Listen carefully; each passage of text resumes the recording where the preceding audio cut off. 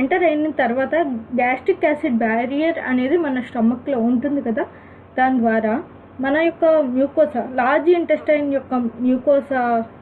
Intestine and small intestine యొక్క మ్యూకోసాని invite చేస్తూ అయితే అది గ్రో అవడం అనేది జరుగుతుంది. అట్లా గ్రో అవుతూ అది టాక్సిన్స్ని అయితే ప్రొడ్యూస్ చేస్తుంది.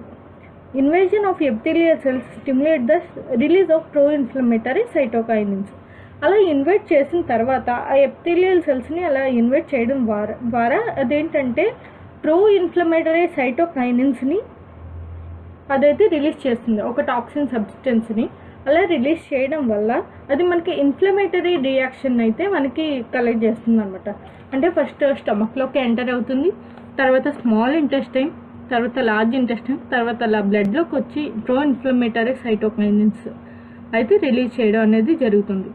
అలాగే ఇక్కడ డయాగ్రామ్లో మనం చూసినట్టయితే ఏంటంటే స్పెషలైజ్డ్, దాని తర్వాత ఇది బ్లడ్లోకి ఎంటర్ అవుతుంది.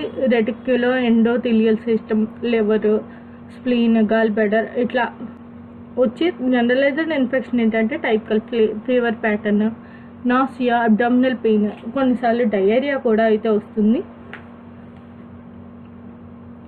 అండ్ అలాగే Peyer's patches of small intestine, అంటే ఇది గ్రో అయిన తర్వాత అది లింఫ్ నోడ్స్లోకి అలాగే బ్లడ్లోకి స్మాల్ ఇంటెస్టైన్, లార్జ్ ఇంటెస్టైన్లోకి వెళ్ళి అంటే స్మాల్ ఇంటెస్టైన్లోకి వచ్చి తర్వాత organisms can enter the systemic ఇది జరుగుతుంది. Peyer's patches of small intestine నుండి సిస్టమిక్ సర్క్యులేషన్లోకి వెళ్తుంది. అలాగే ఈ ఆర్గానిజంని అంటే ఎప్పుడైతే మనలోకి ఎంటర్ అవుతుందో ఆటోమేటిక్గా మన ఫేసెస్ అంటే హ్యూమన్ యొక్క ఫేసెస్ ద్వారా అయితే అది బయటికి రిలీజ్ అవ్వడం అనేది జరుగుతుంది. అంటే కంప్లీట్గానే అంటే కాదు, కొంత ఇన్ఫెక్షన్ అనేది బాడీలో ఉంటుంది, కొన్ని అయితే బయటికి రిలీజ్ అవ్వడం అనేది జరుగుతుంది. సో ఎప్పుడైతే అలా టైఫాయిడ్ ఉన్న హ్యూమన్ బయట ఫీసెస్ని రిలీజ్ చేయడం అనేది జరుగుతుందో దాని మీద అది ఆల్రెడీ కంటామినేట్ అయ్యి ఉంటుంది. దాని మీద ఎప్పుడైతే వాటర్ ఫ్లో అనేది జరుగుతుందో ఆ వాటర్ని ఎప్పుడైతే ఇంకో హ్యూమన్ కన్జ్యూమ్ చేస్తారో వాళ్ళల్లో కూడా టైఫాయిడ్ అనేది కలగడం జరుగుతుంది.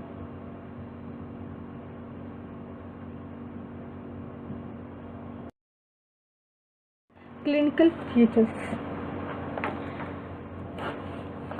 Early symptoms include general ill feeling, అంటే నీరసంగా అనిపించడం అనేది జరుగుతుంది. అబ్డామినల్ పెయిన్, అబ్డామినల్లో పెయిన్ అనేది వస్తుంది. హై ఫీవర్ అనేది కూడా మనం చూస్తాము. హై ఫీవర్ వచ్చేసరికి 103 degrees Fahrenheit అట్లా హై ఫీవర్ అయితే ఉంటుంది.